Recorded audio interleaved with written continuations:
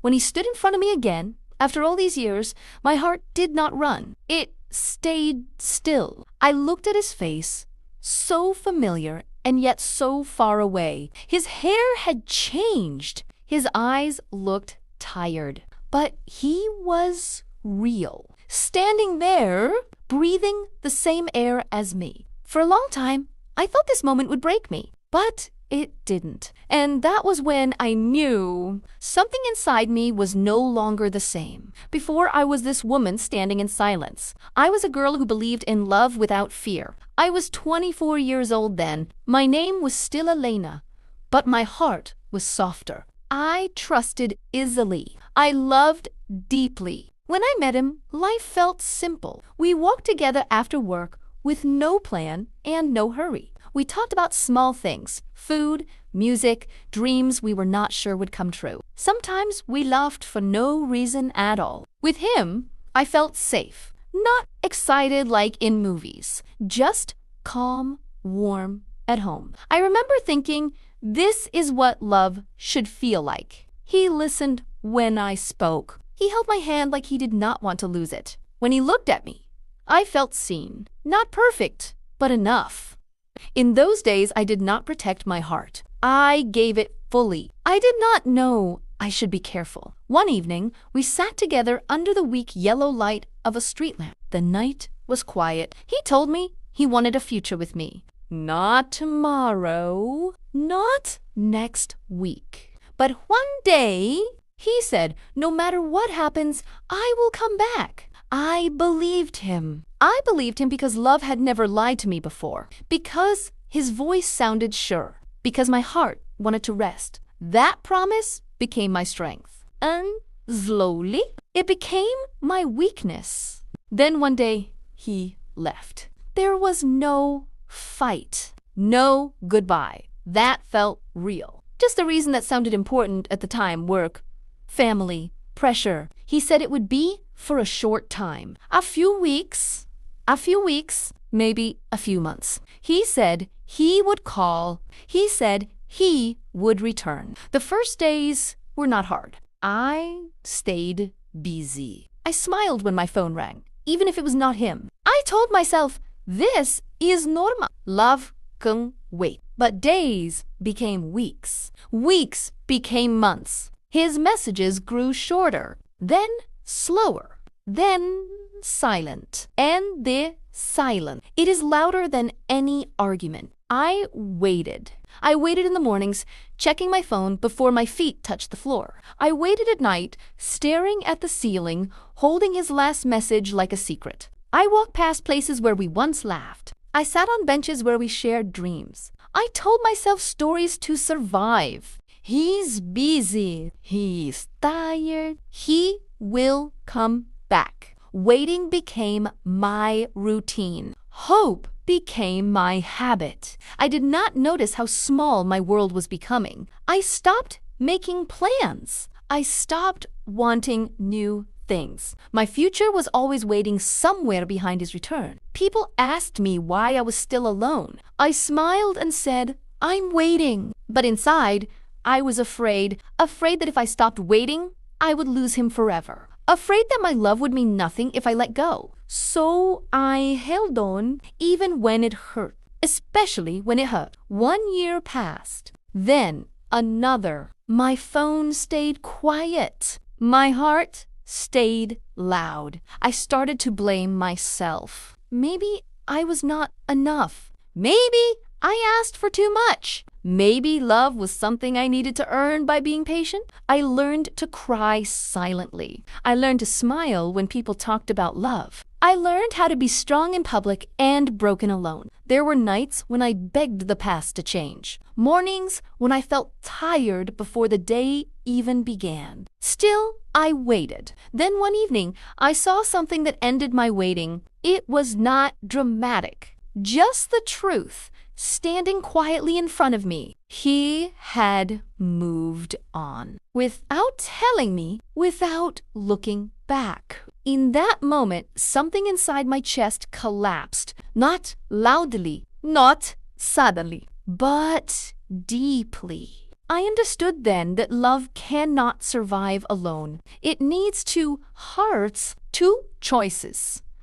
Two choices, two people who stay. I had only been loving for two. That night, I sat on the floor of my room and felt empty. Not angry, just lost. I asked myself questions I had been afraid to ask before. Who am I without waiting? What did I give up for love? I saw the truth clearly for the first time. I had been loyal. I had been patient. I had been loving, but I had also been disappearing. I thought love meant waiting. I did not know it could mean losing myself. And that was the moment my story truly began. After that night on my bedroom floor, I did not wake up as a new person. Healing did not come like sunrise. It came slowly like light through a small crack. The next morning, I still felt heavy. My chest still hurt. My hands still reached for my phone without thinking. But for the first time,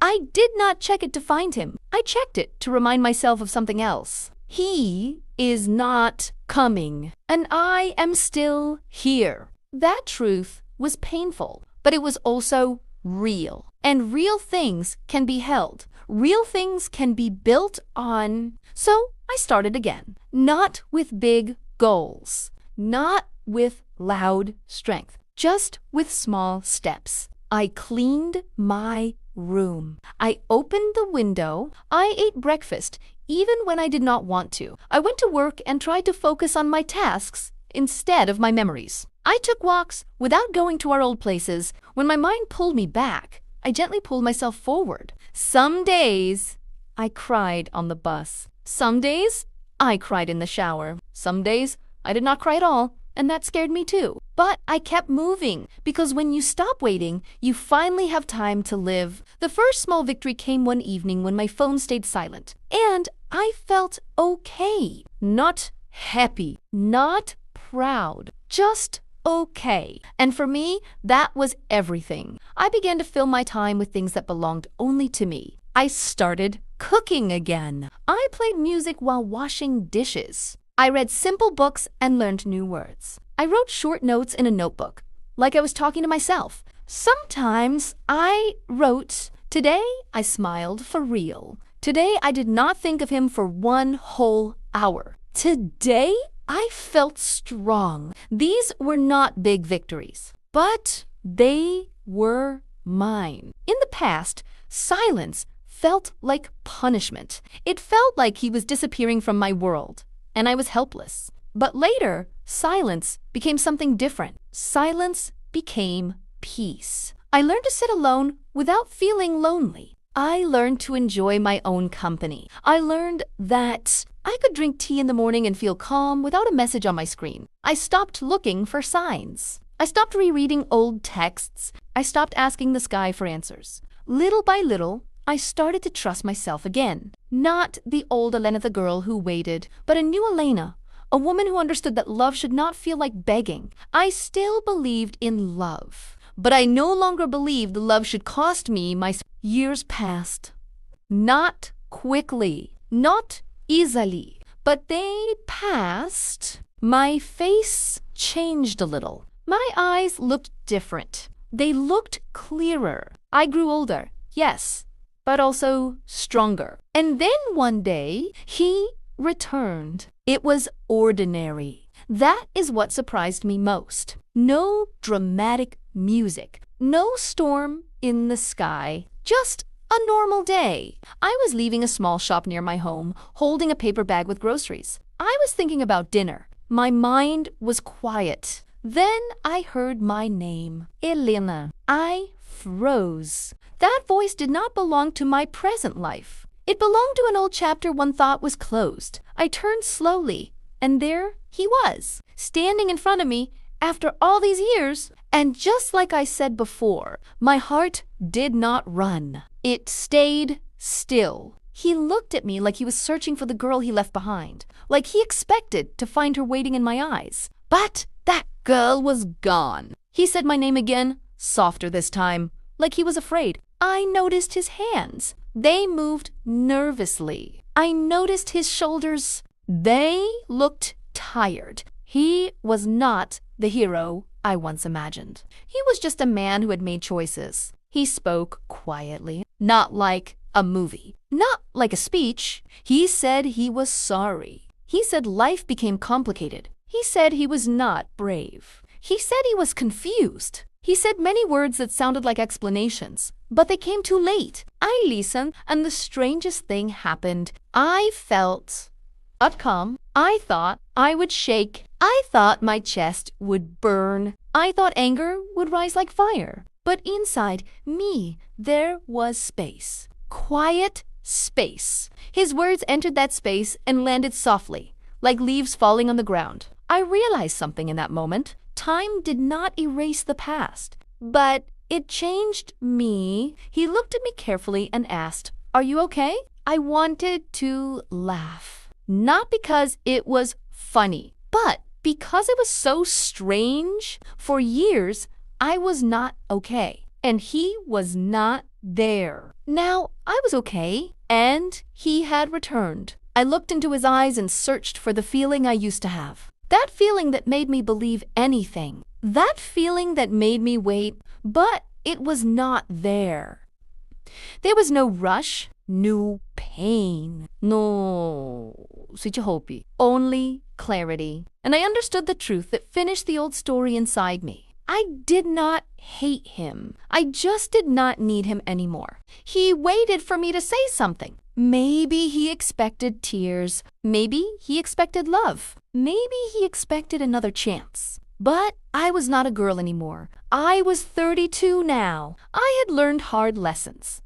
I had rebuilt myself with quiet hands, so I spoke gently. I told him the truth in simple words. I told him that his absence broke me once, that I waited longer than I should have, that I lost myself trying to hold on to someone who was not holding on to me. I told him that I forgave him, not because he deserved it, but because I deserved peace. Forgiveness is not always a door that opens again. Sometimes it is a door you close without anger. He looked dozed. I could see regret on his face. Hell, regret. He asked if we could talk again sometime, if we could start slowly, if we could try. In the past, I would have said yes before he finished the sentence. In the past, I would have been grateful for a small piece of him. But now, my heart wanted something else. It wanted stability. It wanted respect. It wanted love that does not leave. So, I said no, not loudly, not cruelly, just clearly. I hope you find peace, I told him. But I can't go back. He looked like he wanted to argue, but he didn't.